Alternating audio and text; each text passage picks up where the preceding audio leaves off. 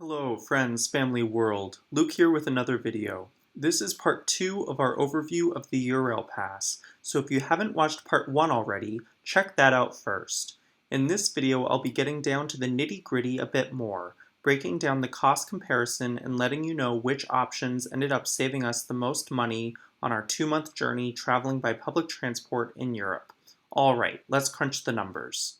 I'm going to take you through this little spreadsheet that we made. It's quite comprehensive, but I'll walk you through kind of what data we accumulated with it. So in the left column, these are all the specialty transport options that were not covered by the Eurail Pass, but were covered by the Swiss half-fare card. In the B column, we have the base price. So that was the price that these specialty transport options would have cost out of pocket without any Swiss half-fare card. Whereas in the C column, it has what it cost in total for these specialty transport options with the card. So including the $120, which is the flat rate for the card, as well as all of the discounted prices for all of these various buses, cable cars, etc. So when considering that, you'll see that we would have spent $566.60 without the Swiss half-fare card, whereas we ended up spending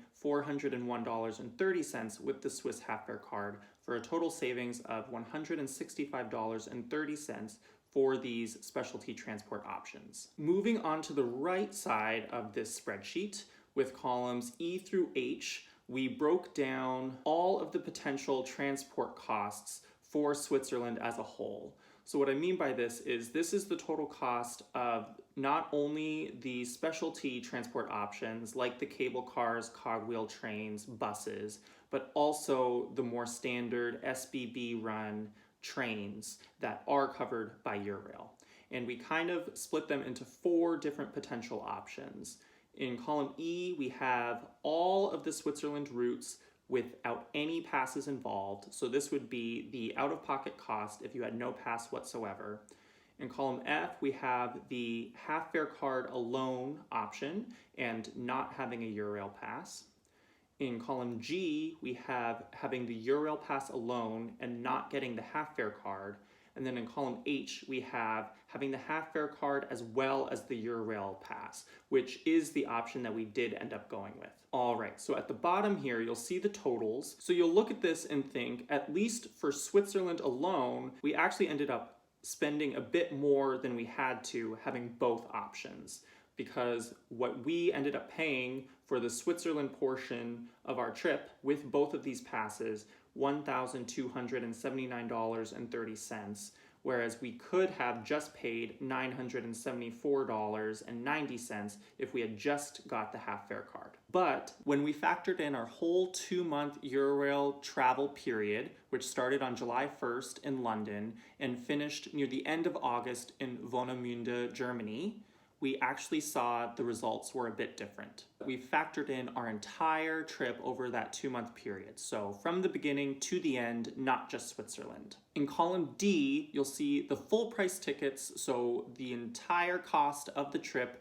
no passes involved, whereas in column E, you'll see with the Eurail pass. This includes the $760 for the pass itself, but also includes reservation fees. For some of the popular routes like the Eurostar London to Paris, like the Paris to Geneva, they do require a reservation fee that you do need to take into consideration because that is additional money on top of the Eurail pass itself. Fortunately, the majority of our trains in Switzerland, Austria, Germany, Denmark didn't require reservations, and therefore we didn't pay those additional fees.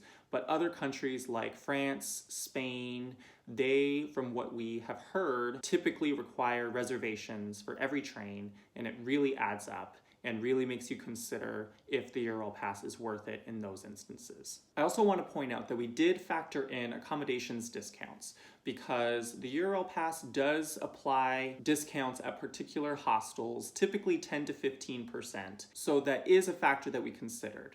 But if you're someone who's not going to stay in hostels, if that's not the type of accommodation that you're looking for, you may want to ignore that particular part. And with that said, with the Eurail Pass accommodations discounts, we ended up saving $116.81. All right, our final table is Basically similar to what I showed you in Switzerland with the 4 different options, with column B being all routes with no pass, column C being half fare only, column D being the Eurail pass alone, and then column E being Eurail plus half fare. And again, this time, this is for the entire trip, not just Switzerland. So what we ended up finding here is that we actually did end up saving the most money in the long run with the Eurail pass with the Swiss half fare card. There's a lot of things to consider, but at the end of the day, the only real way to know whether a rail pass is worth it or not is to crunch the numbers yourself